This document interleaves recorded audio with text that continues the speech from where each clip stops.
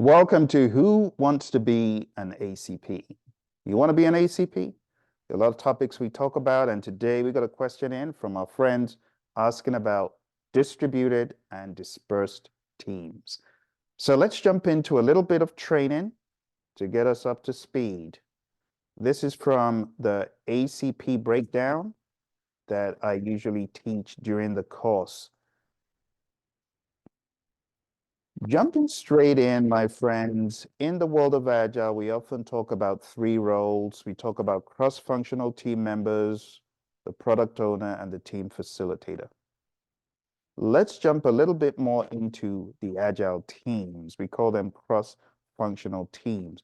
Without getting too prescriptive about Scrum or any other framework, let's just talk vanilla flavor teams. The different types of words we could use to describe teams. We could describe teams that are fully on that project as dedicated. We could have cross-functional teams cutting across different departments. We could have co-location, that's preferred, but we don't always have co-location. Sometimes we need to harness the power of virtual teams. We could describe teams as being a mixed team. We also use the word generalists and specialists. The team should be made up of individuals that have a diverse set of skills. We say T-shaped skills. We also want a stable work environment.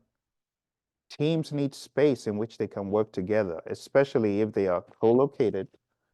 We need to put them in an environment that they can get the best from each other. Some techniques to consider for managing communication in dispersed teams, that is, teams that are all across the place, geographically dispersed, different time zones, call them virtual teams. We could use the concept of fishbowl windows and remote pairing. But this begs another question. What is a dispersed team, and how does that differ from a distributed team? In the Agile framework, the teams can be dispersed. Dispersed teams is one description. Distributed teams is another description. When we say distributed teams, we're talking about teams that could be geographically dispersed. But when we say dispersed teams, it means something specific. So we need to talk about these two to get a good understanding. It's a subtle distinction, but there's some overlap.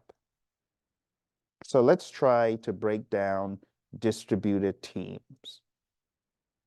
In a distributed team, members are spread across multiple locations, which can be in different cities.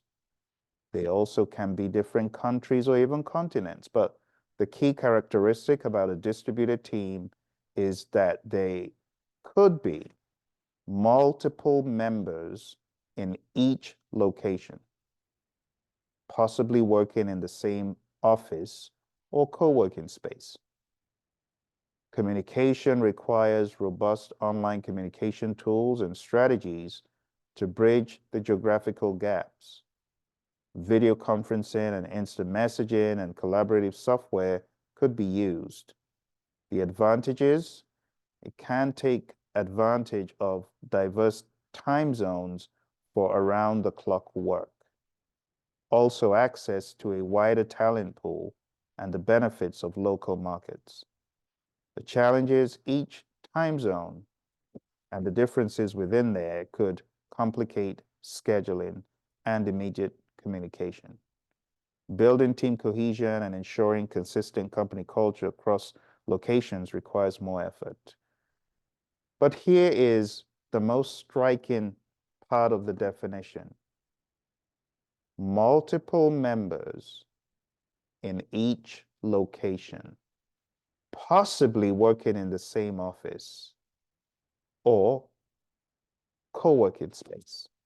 So when you're talking about distributed teams, they could be distributed geographically, but you could have multiple team members in each location. 2 in Houston, 3 in Dallas, 3 in Phoenix, you get what I'm saying? like that. All right, let's talk about dispersed teams. Dispersed teams are a subset of distributed teams where individual team members work remotely, often from their homes, and may be the only person from their team or company in their location. This setup is sometimes referred to as fully remote or entirely distributed teams. Like distributed teams, dispersed teams rely heavily on digital communication tools, but the emphasis on individual remote work may lead to greater use of asynchronous communication methods, allowing members to work independently on their own schedules. The advantages, maximum flexibility, and personal work-life balance could reduce or eliminate commuting and office costs, and provide access to a global talent pool without geographical constraints. The challenges, though, requires high levels of self-motivation and discipline from team members. The risk of isolation and disconnection from the team culture is higher, and fostering team spirit and collaboration takes deliberate effort. So a dispersed team, you got to understand these are off the grid remote. A distributed team, they could be in office locations, but distributed in different cities, not all the time. You got to understand that the terminology distributed is a wide net of possibilities. Different cities, different countries, continents, right? But working in the same office, some people, other people away from that, but we're looking at them distributed in offices across. Okay. We're not looking at them being dispersed virtually, working in isolation alone. When that happens, we tend to use the language dispersed. See? And again, you could have overlap because we could have a subset of the distributed team. Some may be remote, right? But you would use the language dispersed when you're looking more at the individual teams working remotely from different homes. We don't have like 3 people in one office here, 2 people in one office here. And if it's a potpourri of some in one location and some people working from home, then we tend to use the word distributed, right? In this case, we also have in dispersed teams the word fully remote or entirely distributed.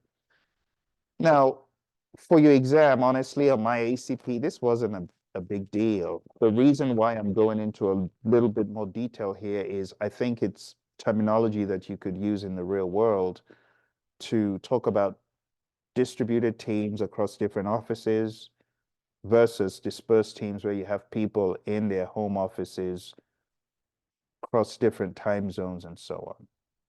So the summary here is both distributed and dispersed team models present unique opportunities and challenges for Agile teams.